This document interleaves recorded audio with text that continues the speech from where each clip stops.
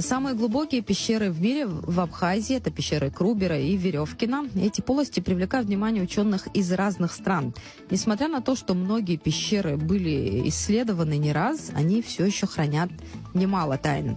Спелеологи продолжают изучение полости. Вот какие тайны хранят пещеры, что показывает последние исследования спелеологов, об этом будем подробно говорить с руководителем экспедиции Российского союза спелеологов на Абзыбский хребет Сергеем Левашовым. Он с нами в студии. Приветствую, рады вас видеть.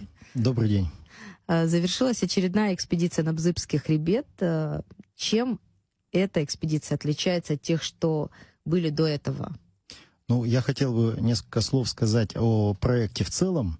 Он идет второй год. Был он начат год назад. 2 экспедиции уже прошли.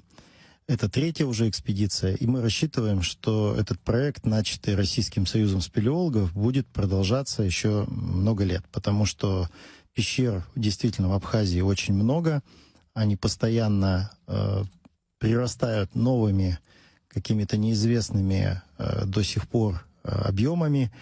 И поэтому уникальность этого проекта, она в том, что собираются спелеологи со всей страны, не с одного какого-то города России, а со всей страны.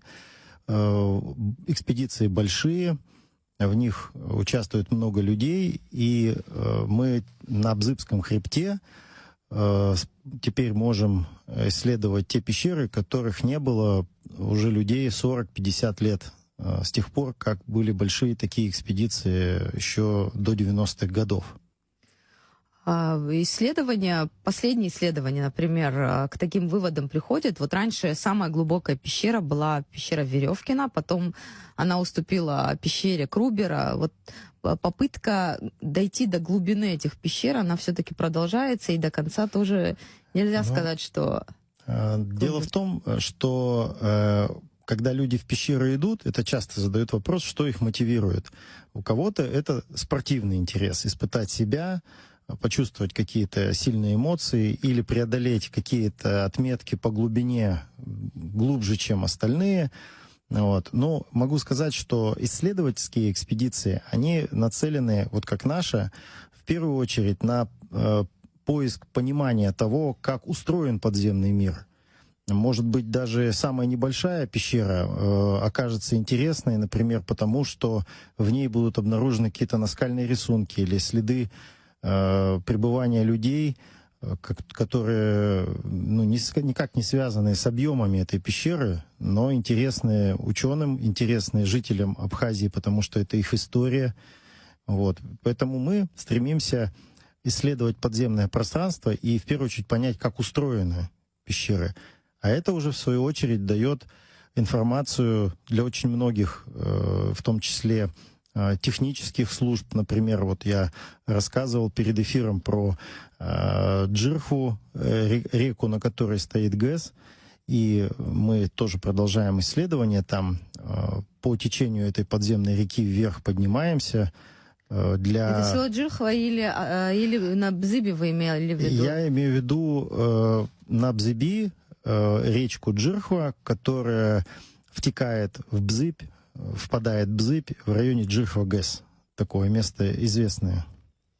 А почему это интересно вот слушателям нашим, да, некоторым непонятно, да, зачем вот эти исследования, насколько они полезны для обычных жителей или для, может быть, для властей, какую пользу они абхазским могут принести ваши исследования, чтобы это объяснить?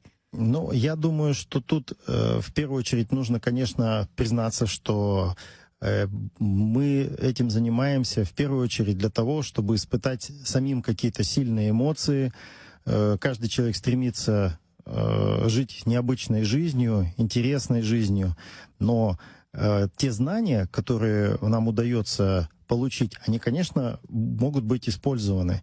Например, как я уже сказал, без понимания, насколько будет постоянно течь вода из той же Джирхвы, невозможно спрогнозировать работу гидроэлектростанции. И можно вложить много денег, а потом окажется, что в какой-то момент вода оттуда просто не будет течь. Или изменит свое русло эта подземная река. Во-первых. Во-вторых, часто очень бывает так, что находки спелеологов потом могут быть использованы в туристических целях. Конечно, мы часто сталкиваемся, и к нам подходят люди, говорят, найдите пещеру прямо вот, чтобы около моего дома была, и тогда будут туристы приезжать.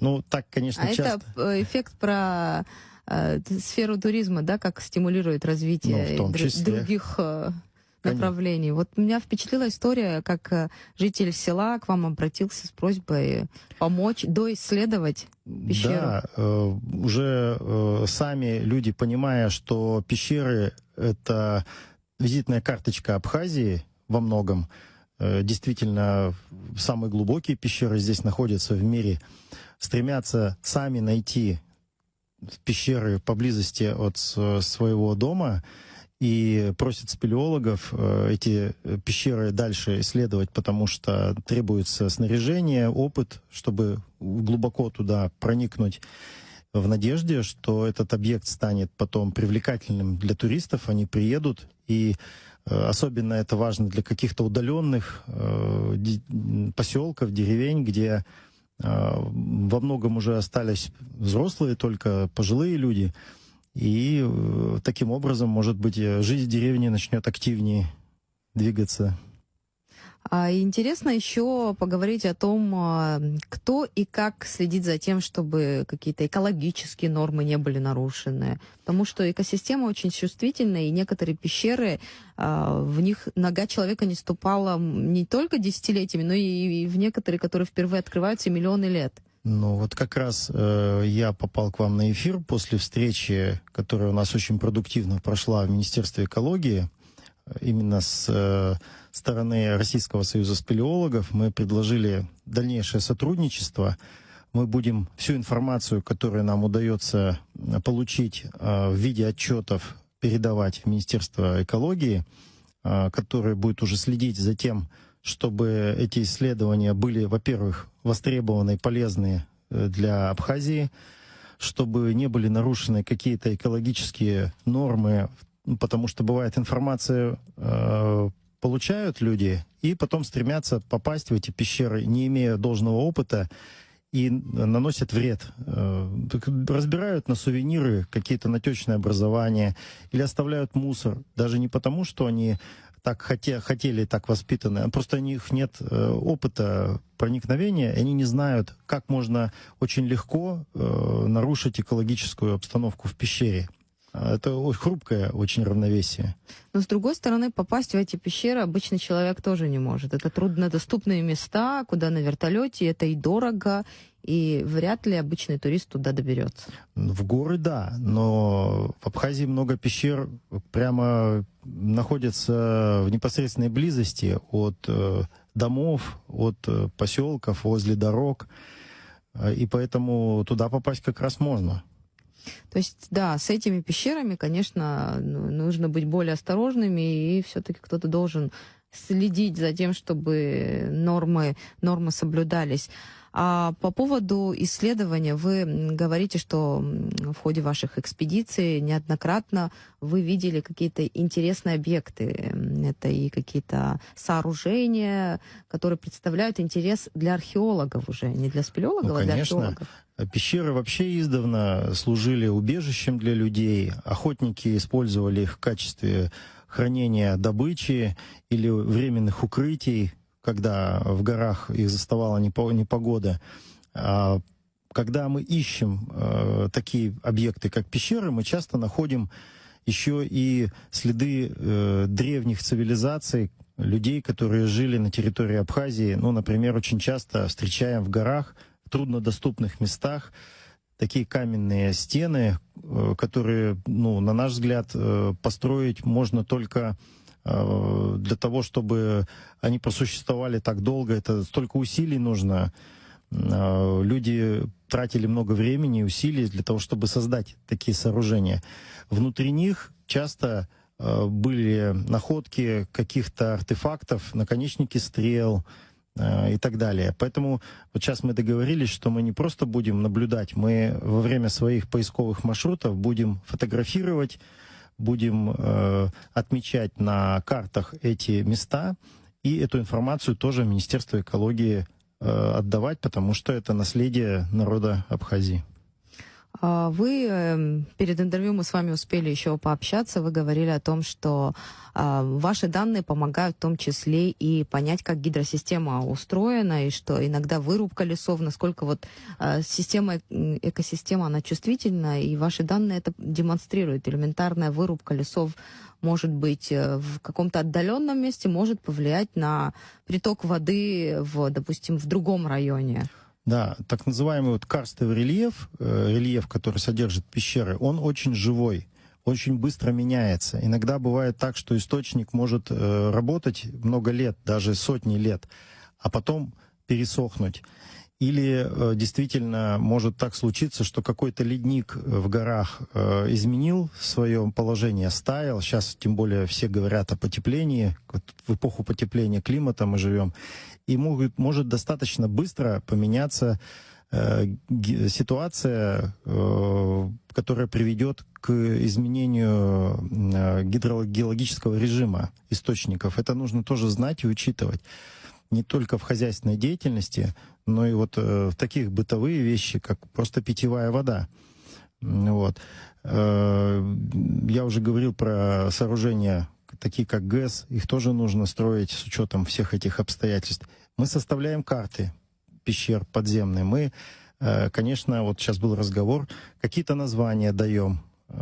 И я услышал со стороны Министерства экологии такую правильную, на мой взгляд, позицию, что при названии каких-то объектов на территории Абхазии мы должны это, по крайней мере, согласовывать с правительством, потому что это потом остается на века, эти названия. И могут быть названия, как вот в мировой практике принято, и на русском языке, вот тех людей, которые открыли, и на абхазском языке. У объекта может два названия быть. Вот как у горы Эверест. Есть Эверест и Джомолунгма.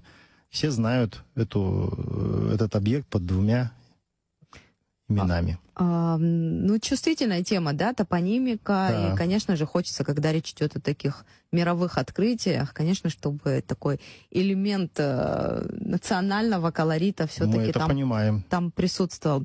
А в целом, что еще вот с туристической точки зрения, если на всю эту историю посмотреть, что это может дать? Вот с точки зрения таких научных экспедиций, научного туризма, это может быть интересно. Можно ли это сделать не то чтобы массовым, но расширить границы этого направления? Ну, я думаю, что, конечно, да, потому что интерес к пещерам, он во всем мире очень велик. И не только из России люди стремятся приехать в пещеры Абхазии для того, чтобы их изучить, но еще и из других стран тоже. Вот. И нас часто спрашивают, когда мы возвращаемся из экспедиции, какая обстановка, как там принимали вас в Абхазии, а могли бы мы поучаствовать. И, конечно, когда вот это передается по каналам дружеской связи, когда люди рассказывают друг другу о том, как они провели экспедицию, это дополнительно мотивирует приехать и других людей. Я, пользуясь случаем, хотел бы сказать, что любая экспедиция — это не только пещеры для нас, это еще встречи с людьми, это друзья, которые у нас тут есть. И без их помощи мы, конечно, бы никогда не смогли здесь такую работу проводить. В частности, семья Рауфа Аристау из Адхары нам очень всегда помогает. Мы очень благодарны за эту помощь и всегда рады их видеть. Ну, и они нас тоже, я думаю. Bесспорно, потому что ваше сотрудничество с этой семьей, дружба, наверное, правильно будет сказать, уже не первый год длится. Про то, насколько эти данные полезны для Абхазии, это понятно. А вот для вас, для спелеологов российских, почему эти данные интересны? И для российской стороны, где и как могут быть эти данные применяться, использоваться? Понимание того, как развиваются пещеры и как это сказывается на ландшафте поверхностном, важно, потому что, ну вот мне довелось как раз быть геоморфологом. Я учился, чтобы этот вопрос изучать. Например, строятся у нас в России какая-то гидроэлектростанция, но не в таких условиях, как здесь, но в похожих. И иногда бывает, что водохранилище настолько влияет через пещеры на поверхность, что возникают провалы новые, возникают риски при строительстве зданий и сооружений, могут возникнуть даже какие-то катастрофические обрушения уже существующих зданий, если не учесть, как устроен этот подземный мир и как он может влиять на поверхность. Поэтому, конечно, мы понимаем, что эти исследования важны для понимания в таком мировом масштабе, как эталонные какие-то процессы. Ведь пещеры здесь действительно очень большие, самые глубокие в мире, и знать, как они устроены, это значит, можно эти знания использовать и в других местах, не только здесь. Новофонская пещера, наверное, самая знаменитая для туристов, потому что она единственная в своем роде, такая готовая для посещения туристов. Понятно, что туда много было сил и ресурсов Советского Союза вложено. Сейчас сложно представить вот такой проект. Но есть ли потенциал у других пещер, которые могли бы в будущем при наличии ресурсов, финансов, сил, возможностей создать похожие? Я думаю, да. Потому что такого размаха и масштаба объект, конечно, уникален. Но для того, чтобы безопасно принимать туристов, такого объема инвестиций, может быть, и не нужно. Например, многих привлекает как раз возможность побывать в диких пещерах, не на электричке туда приехать, как в Новом Афоне, и там послушать гида, а, например, с каким-то опытным даже местным жителям, проводником, да, проникнуть в какие-то места, где еще было мало людей, увидеть эти нетронутые пещеры. И таких пещер очень много. И я думаю, потенциал как раз не в том, чтобы создавать какие-то крупные и многозатратные объекты, а сеть каких-то небольших, но при этом безопасно оборудованных объектов. Оборудование здесь, в принципе, заключается только в безопасном маршруте, чтобы там не было, допустим, камнепадных участков и так далее. И в том, чтобы проводник мог безопасно группу проводить, чтобы у них был там свет и так далее. Не далеко. Далеко, собственно, и не нужно для того, чтобы человек почувствовал, что такое пещера. Вы рассказывали про случай, как сельчанин к вам подходил, просил вашей помощи, но если предположить, что какой-то вот объект найден, небольшая пещера, ее оборудовать, да, какой-то там, не знаю, путь небольшой сделать, дорого ли это, вот так, чтобы экономику понимать примерную, много ли затрат для этого нужно? Мне сложно оценить уровень затрат, потому что очень многое зависит от специфики самого объекта.